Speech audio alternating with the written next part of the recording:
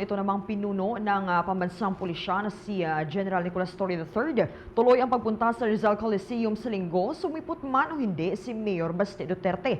Ang alkalde naman may mga naging kondisyon rin bago kumasa sa pa-charity boxing match ng Hepe. Alamin natin ang mga detalye sa pag-uulat ni Bombo Bea Piniza. Tuloy ang pagpunta ni Philippine National Police Police General Nicolas Torre III sa Rizal Memorial Coliseum sa linggo, sumipat man o hindi si Davao City Acting Mayor Sebastian Baste Duterte.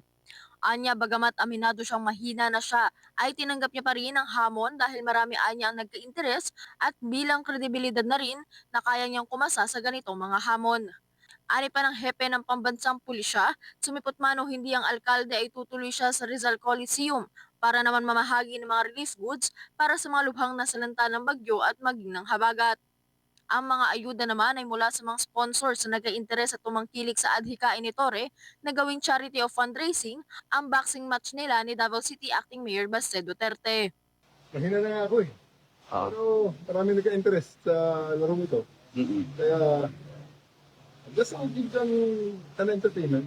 Medyo para we can have a sort of credibility in showing up.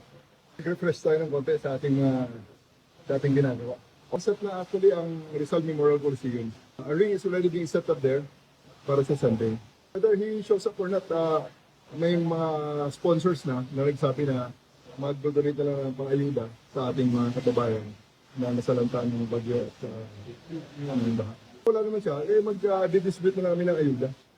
Ang mga inisyatibo namang ito ni Torre ay kinwestiyon ni Davao City Acting Mayor Baste Duterte.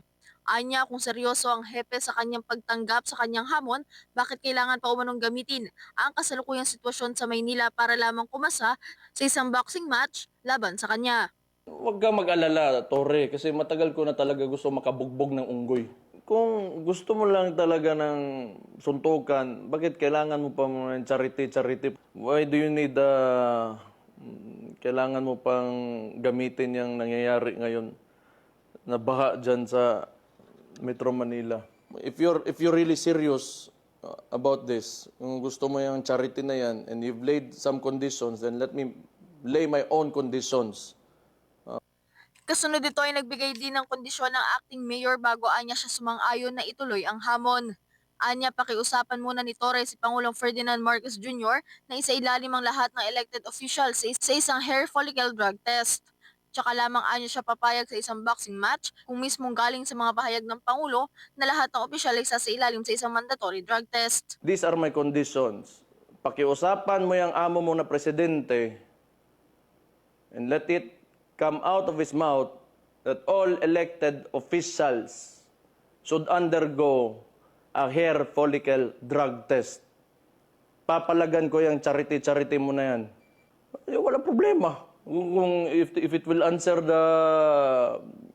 the issues nitong bansa natin, I can do that.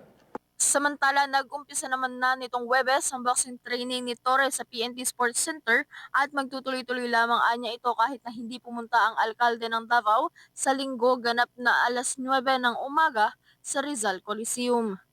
Yan muna ang mga updates mula dito sa Campo Crame. Ito si Bombo Bea Piniza and this is Bombo Radio Philippines, the #1 and most trusted source of news and information.